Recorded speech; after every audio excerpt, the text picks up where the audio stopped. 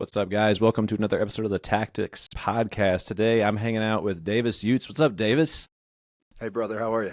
I'm doing great, man. Davis serves as an attorney, but not just any attorney. And I'm going to let him explain more about what it is that he does, rather than try to describe it myself, because I'm gonna mess that up, I'm pretty sure.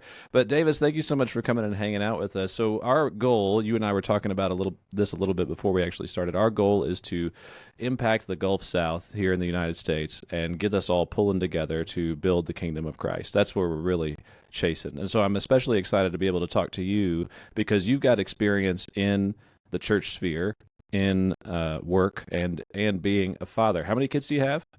2 kids, 2 daughters. Yeah, that's awesome, man. We got 4 at our house, so 3 daughters and a boy. So it's going well. So Davis, you serve as an attorney. Help us to understand a little bit more about the specifics of what you do. You and I got to meet at Fight Laugh Feast. I think it was the first time you and I shook hands. But talk to us a little bit more about the details of your work. I mean, not just any attorney. You work for the military cases, right?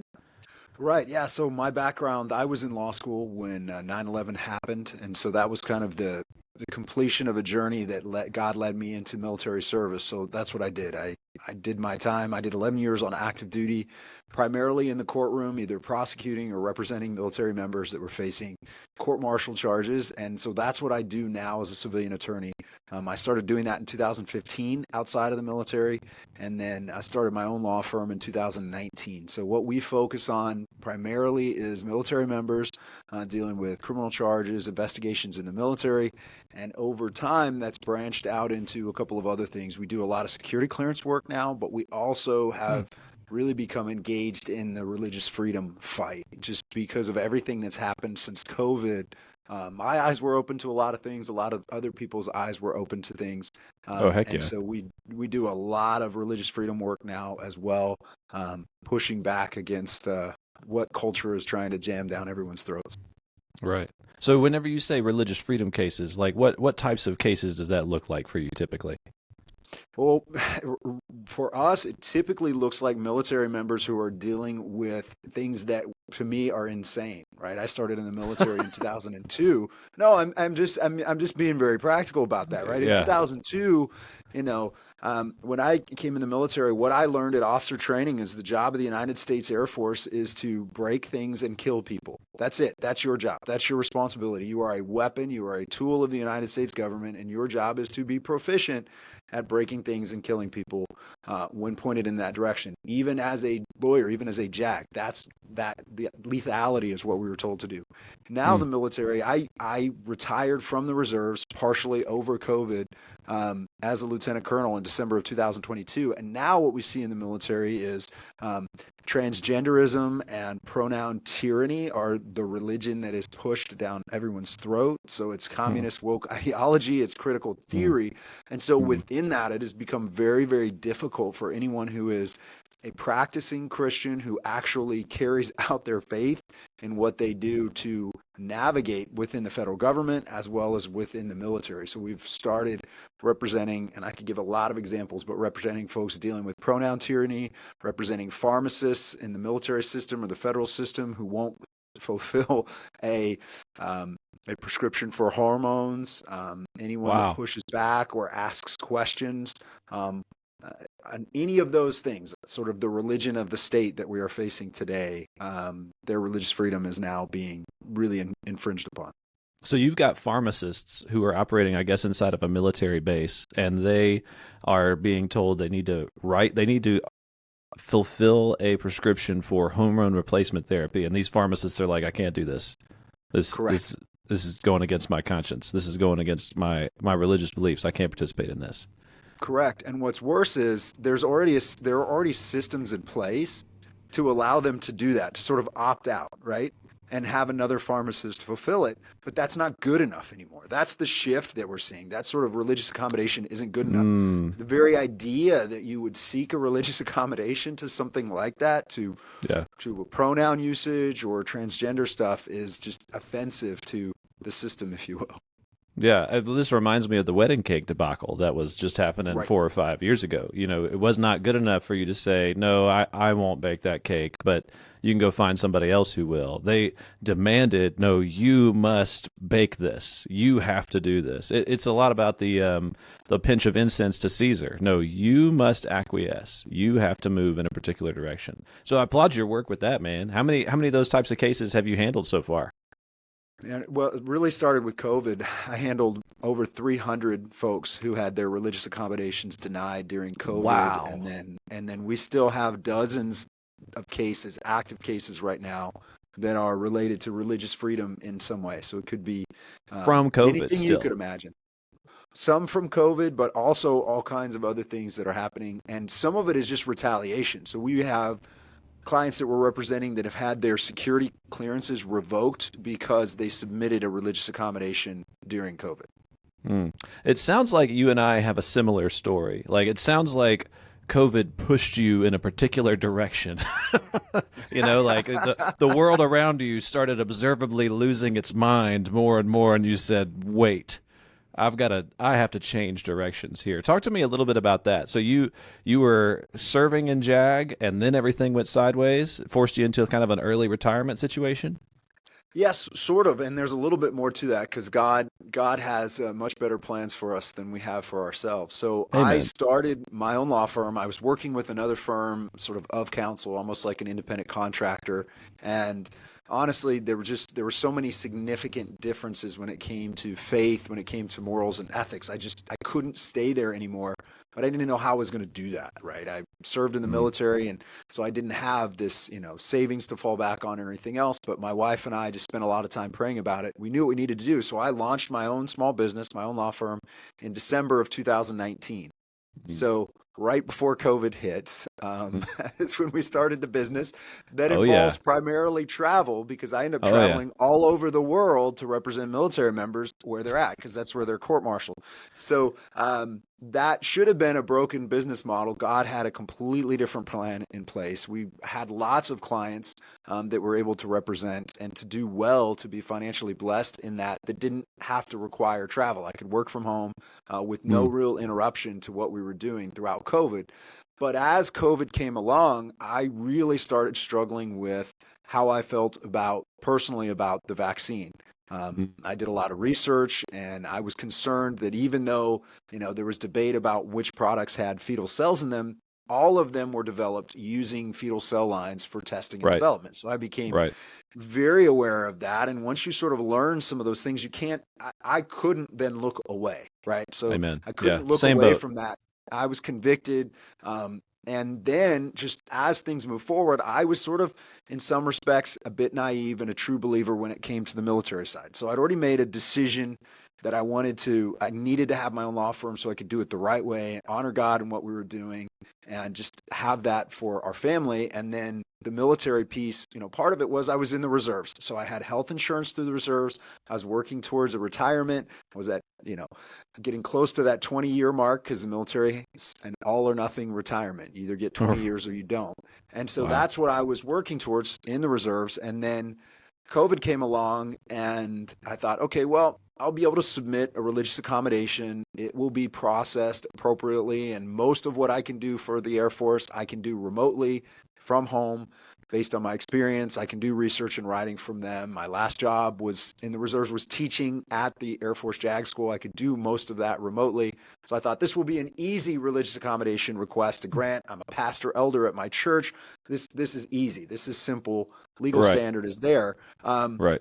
And then I started seeing all around me that no, something was different about this vaccine. Something was unique, and the religious accommodations were just going to be denied. That's just flat out. There might Mm. be a few exceptions here and there for people that are already retirement eligible or otherwise, but overall, the plan is to deny these religious accommodations. So, to put a cap on that story, I I was working with myself and a few others, and then I received a phone call from a friend named Bradley Pierce, who runs an organization called Heritage Defense. They represent homeschool families. So they were at Fight Laugh Feast as well. And they represent homeschool families dealing with false allegations of child abuse and things like that. So I had met him at a homeschool conference. I had worked with him on one case, and Bradley called me at 11:45 at night and said, "Hey, I've got a group of Navy SEALs. There's about 30 of them. These Navy SEALs are told if they don't get the vaccine tomorrow, they will be court-martialed. How can we help them?" And that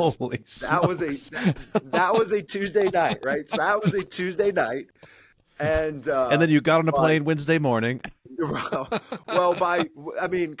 does some interesting things. So then Bradley and I talked a lot on Wednesday, and I said, they're not going to court-martial them. It's an idle threat. They have time. There's processes we can use to protect them and buy them time to try to figure this out. And then Bradley said, okay, can you come and meet with these guys on Friday? Can you be in Virginia on Friday to meet with these guys? Apologia Church is going to be there. Some other folks are going to be there. They'll fly you in. They're going to fly me in. And I said, they're not going to fly me in. I'm already supposed to be there. That's where my brother's stationed. Oh, wow. So I'm already going to be there, right? I'm already going to be there. Smokes, man. That's awesome. Right? So that's what happened. So I met Jeff Durbin and other folks from Apologia Church, and we kind of embarked on a crazy journey that went from coming up with a game plan that week, trying to implement it that Friday, working with these Navy SEALs, and then I was on Tucker Carlson's show when he was still on Fox on Monday night, talking about these things just because of what God orchestrated. But I say all that to say, while I was fighting this battle for military members, I was fighting my own battle within my church, but also for my own career. For me, my religious accommodation was denied. I appealed it. It was denied. And this is how God works, right? I was given the order, like so many military members, any military members that were in during this time frame will know what I'm talking about. I was given the order, you have 5 days. Get the vaccine in 5 days, or you will face the repercussions, right? And for me, I was 6 months from retirement at that point. Holy smokes. 6 months from 20 years. So I get that.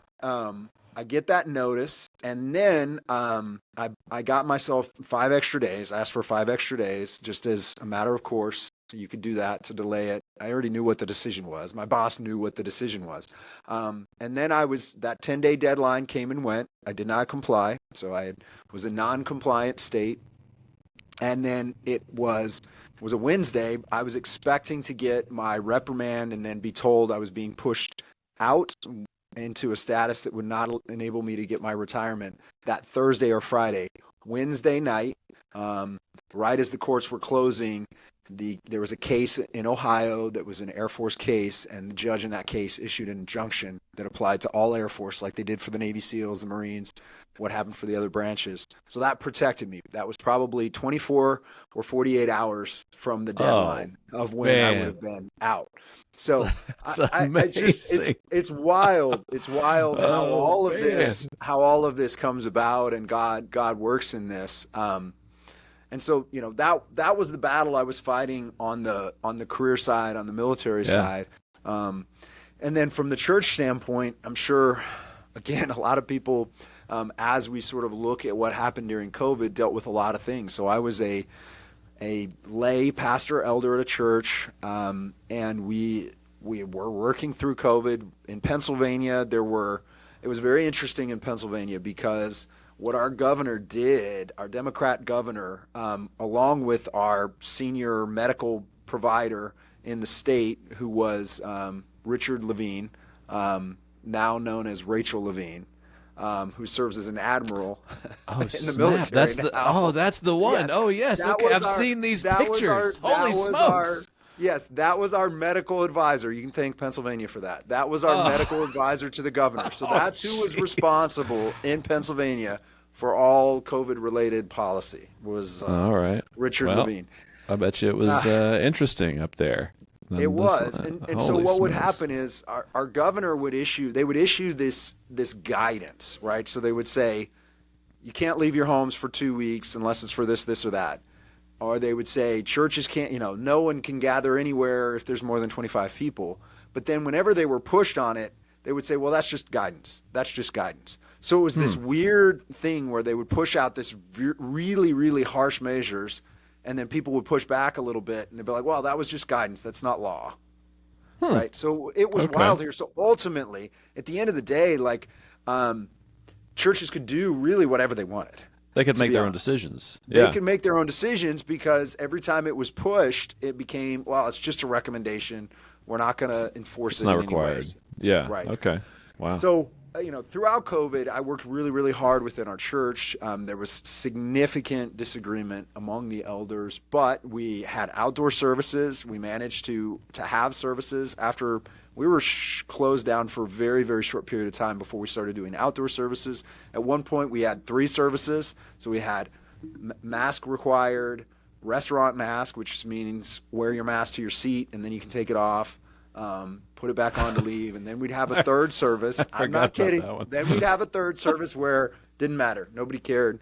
Don't wear a mask, whatever. And so, all of that was going on. But then what really came to a head was when I did the Tucker Carlson interview. It made elders very, very uncomfortable. Because you were on the show saying, hey, this is ridiculous. This is ridiculous. These people are doing this because of their religious faith, and, they need our help to push back against this. And so then, we went through a process with the elder team. There's some really, really good men on there, but it was this constant battle of, well, that's just your profession. Like, we get it. That's just what you do for work. That's just your job. That's completely separate from what you do here the church as an elder. So we're completely separate for that. So it's not a big deal to us. I mean, we should probably talk about it. One of them wanted to talk about it before I would go on any shows or do any media and talk about what I was going to say, so they could feel more comfortable about it. But the common thread from some of them was, well, that's your profession is separate and apart from who you, I guess, really are and who you are as an elder at this church. So that's okay. Because one of the things I had said to them when I became an elder, which was fascinating, I said, because I went through the process, they had a very good discipleship process, and I said, look, I'm a criminal defense attorney at the end of the day. So when I represent military members, I represent people that are accused of rape or other horrible crimes, and you need to know that, because some people might be bothered by the fact that I would represent this person accused with heinous crimes, and still be an elder at the church. And, they talked through it and everybody was okay with that. But it was really, really fascinating when it came to challenging the religious freedom, attack on religious freedom from the Biden administration. It became just untenable to really, that's all we would talk about in elder meetings. And there was just a lot that came out of it. I had one of our pastor elders had written an article during this time frame that said, why I love Russell Moore, and you should too. I'm not kidding. You can look it up. Oh, man. It's still out there. And I got his picture emblazoned in my head wearing his 2 masks in the car by himself. I can see it now. So you had one of our pastor elders writing that article, and you had me who called Russell Moore a heretic and an apostate in an elder meeting. Hey, sounds like y'all got a fun little mix going on there. Oh, snap. So what happens with all this? Like, how does this end? So ultimately, I could tell and I could see that the conviction of the majority of the other elders was that the church shouldn't engage, that the church should just, be gospel-centered and preach expository sermons. Yes. And then, that other stuff, that's not our place. If we just read from the book of John and tell everybody what the words mean, without application, we'll be fine. Yeah, they don't make you do anything. They don't. Yeah, I know exactly what you mean. And there was no confrontation. There was no real engagement. And ultimately, for me, I was really, really struggling how to navigate that. What was I being called to do? Was I being called to stay and sort of fight that battle? And that was really, really hard, I'll be honest, because it felt harder to wage that war within my own church and push back on what I was convicted was the right thing to do within our own church than it did some of the other fights I was having, you know, Mm. Mm. outside of the church context. But ultimately, it came Yeah. down to, I worked with the youth. That was one of my responsibilities, was to help out with the youth. And we had, one of our young ladies who had been in the youth group for a while asking the question, well, I don't understand why, I don't understand why homosexuality is a big deal at all. The Bible doesn't say that's a sin, right? So this is a girl that's in a Christian school, a private Christian school, supposed to be a good school, that's in this church youth group, that's been in that church youth group for a while, and didn't even have any idea what Scripture taught about that, Wow. And Wow. then I have my own daughter, my oldest daughter, who said to me after a sermon, she's like, I don't really understand why we do that. And I said, do what? And she goes, well, why we sit there and talk about that book of the Bible. I said, okay, what do you mean? She goes, well, there's no application. I'm not being told to do anything with it. Like, it just feels like we're just being told, read the words, told this is what the words mean. Now, then we Let's pray. pray and we leave. And what am I supposed Yeah. to do with it? Yeah. And that was really, really convicting for me, because I was just like, she's absolutely right. There was no application, no relevant application to anything that matters culturally or in the world. Yeah. And so that was it. So at the end of the day, we left on good terms. They had sort of I resigned. They had sort of a sending, prayer for me with all the other elders, because it was absolutely clear the majority just didn't feel called to engage the culture. That's not what they were called to do. Didn't feel called to confront sin and engage in any way that I think is absolutely critical. And I think that's part of where we're at. So that's a lot of background, and that intersects with my law firm, because I started this law firm in December of 2019, but all of this was going on. And after I'd resigned from the church, we'd gone through this fight. I felt really convicted that I just needed to go even further into cultural engagement and just talk about my faith consistently. So you can go on my website today, and I know you've seen it, and the first thing you'll see is my declaration that I'm a Christian, I'm a husband, I'm a father, I'm a homeschool dad. And that's it. That's my organizing principle for the business. That's my organizing principle for my life, for my family. And a lot of people kind of were shocked, surprised. Why would you do that? Isn't going to take away from your practice, from your law firm? Isn't that going to offend people? Isn't that going to be a problem? And I said, God's going to bring the people that need us to us. God can control that. This is what I feel convicted to do, and just be bold in every aspect of what we're doing as a family, and try to do it right. So that's the path we've gone on since that's happened. God's brought a partner to the law firm who's an incredible Christian man, father. He has 3 kids. And then we've had just incredible financial blessing and success, and be able to do a lot more pro bono work, because we don't have to live paycheck to paycheck, if you will, because of the success that God has brought us in the firm. Amen. Look, so you and I, we've talked about this before in other calls that we've had, but you and I have a shockingly similar story. Whenever we started our business, one of the things that we decided from the jump is that we were going to be a distinctly Christian company, and that meant, we were going to tithe, we were going to keep the Lord's Day, and we were going to be vocal about who we were. And as we have done this for, I think we're coming up on 10 years now. I have no idea how old my business is. I have to look at the Secretary of State to figure that out. But I think we're coming up on 10 years. But as we've done this, the Lord has given us more opportunities to be loud about who we are. And it is true that sometimes that does cost us business. And I'll put that in, air quotes, cost us business. Right. But the blessings that we see later on from it exponentially outweigh those costs. We have seen much more work, much more opportunity. I mean, you and I have a relationship because we are vocal about who we are now. And I get encouraged by hearing stories like, God really does this. And so I would say, to guys who are listening to this podcast, it's okay.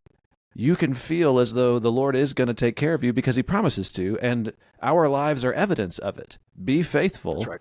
and he will provide for you. I mean, do good work. Don't be the guy who puts a Jesus fish on your truck logo and then expect the money to just show up. Like, Right, don't right, do that. Do good work. Be right. good at your trade. People should want to hire you because of those things. But at the same time, we don't have to live in the perpetual fear of, if I say what is true, will I lose my livelihood? Will my, Right. and I think, and I would love to hear what you think about this. I think that is a large portion of what constrains men today. They are afraid that if they speak truth to power, if they say what's true, it's going to cost them their livelihoods. That's going to cost them too much, so the price is too high. Have you experienced this? I imagine you have, especially in a legal space, huh? You would think that, right? So, I have a lot of people who have asked that question because I've been vocal on a lot of issues, and it hasn't been that way, and it's been amazing to me how God has just blessed it.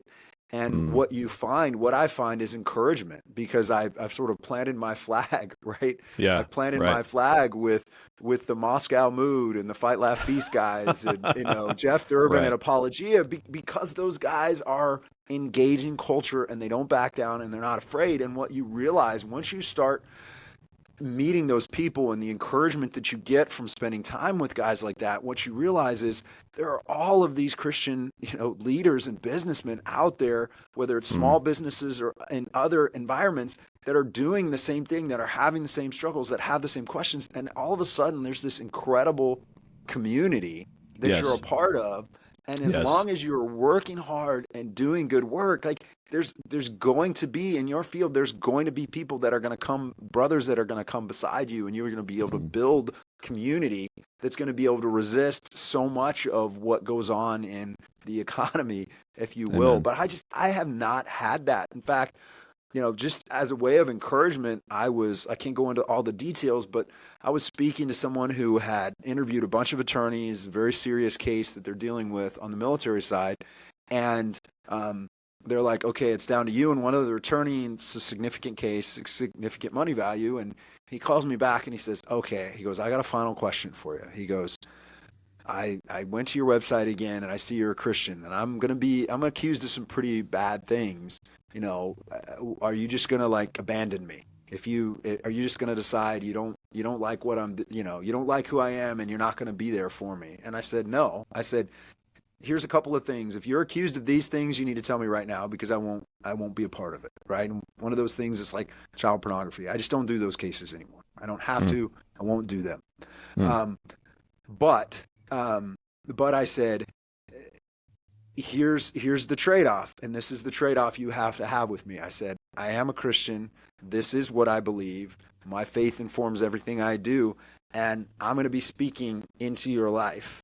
And I'm going to be sharing my faith with you, and we're going to be talking about that because this is going to be a long, difficult battle and a long journey, and we don't know what the fight's going to look like at the other end. So as long as you allow me to share my faith with you and to speak that into your life as we're going through this, I'm not going to don't lie to me, and I'm not going to back away from this. I'll stay in this fight with you, and we'll see it through, and we'll see what God has planned.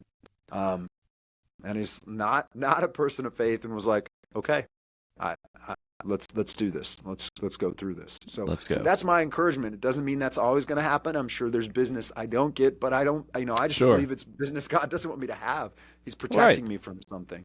Amen. Absolutely. No, we've had some huge accounts that have asked us to do things that are, I mean, we're a marketing agency, right? So our job is Right. to promote and advertise and elevate people's opinions about certain products or subjects or businesses or whatever it may be.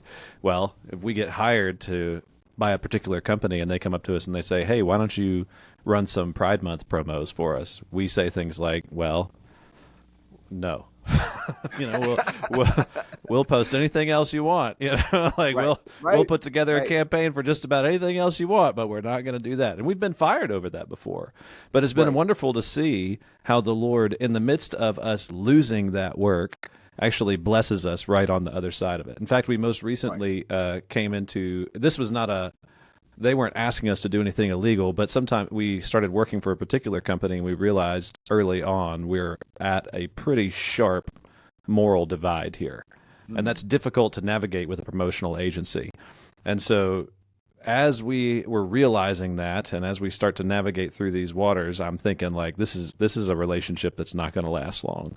And so we're gonna have to figure out how to navigate on the other side of this, because it was one of those big accounts that you like hire additional staff for and you pay out certain things for and all these kinds of stuff. And then sure enough, over the duration of that account, the Lord brought in this project and that project and this new account and that new account. And so by the time where it happens, where us in this particular organization part ways for many reasons, the Lord had already put that money back into our company. And it was not a terrifying moment for us. It was like, oh, look, the Lord worked a miracle again.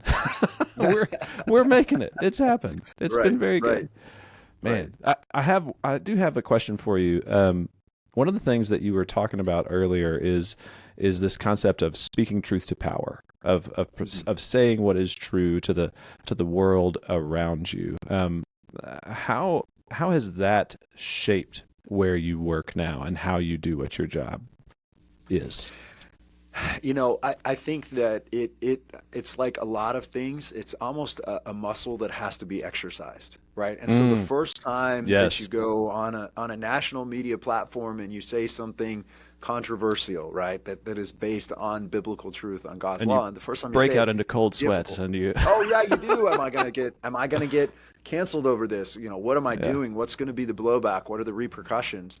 And what I have found is as you exercise that muscle, you realize, if God has put you in a situation and given you a platform, you speak the truth. God's going to handle the Mm, outcome. We know that. We know that in personal evangelism and other things we do, right? God's right. responsible for the outcome. But Right. we have to get more comfortable, I think, in doing that. And it is a muscle to be exercised for any man. It's something you have to just be willing to do and pray for wisdom when you engage and to say no to business, right? That's a muscle Right. you have to Right. do. Okay, what's going to happen if I say no? And that's not just because of our faith or that's going to put us in an immoral situation. It's also because for the good of our families, Yes. and for being heads of households and being able to do all the things God wants us to do. Sometimes we have to say no to business, even if it's not a moral issue, but it's Right. a time or talent issue. We have to look at that as well. That means you have to manage your assets and your time well now so that you don't overextend yourself, so that you can say no to business and not feel this enormous weight, this enormous burden that you're carrying, whether it's debt or time or laziness or whatever you want to call it. Yeah, absolutely. Absolutely. Well, Davis, thank you so much, man. We're coming kind of to the end of our time here. I wonder, do you, so like we said at the very beginning, one of the things that we're going after is heads of household, business leaders, civic leaders in the Gulf South area. I wonder if you have any particular encouraging words for guys like this, or any last piece of advice for guys like that. Man, so much to think through. Some of it I've learned the hard way. The biggest thing I would say is just that you're not alone. Go to Mm, conferences. Go to conferences like your conference, like Fight, Laugh, Feast. Find other Christian businessmen yes. that are doing this well. Build that community around you, and you would Yes. be amazed how resilient you become when you have that specific community of other men that are husbands and fathers in small business trying to build and do things the right way in all aspects of their life so that their life so there's no dissonance, right? So that things Right. are, I don't like the word balance, we've talked about that, it's not about that, but it's that that Yeah. everything you're doing is pushing forward the kingdom of Christ, right? Is Amen. everything you're doing in every way focused on that, whether it's business, whether it's as a husband or a father. You can have that. That's what God wants us to. And when we're moving in that direction in all aspects of life, that's when the blessings come in. So it's not about Yes. prosperity gospel. Sometimes it's really hard. But when you have a community of men that understand that and are moving in that direction, that's when you feel strong and you feel like you have the resilience to do these hard things. Yes. Amen. Davis, thank you so much for taking your time. I know you're busy, man. You got a ton of things going on. We really, really appreciate you. We'll have to have you back later on to come and talk about some. I got more questions written down, but we're out of time for today. That's okay. All Davis, right, thank you brother. again. Appreciate you, man. Thank you. God bless.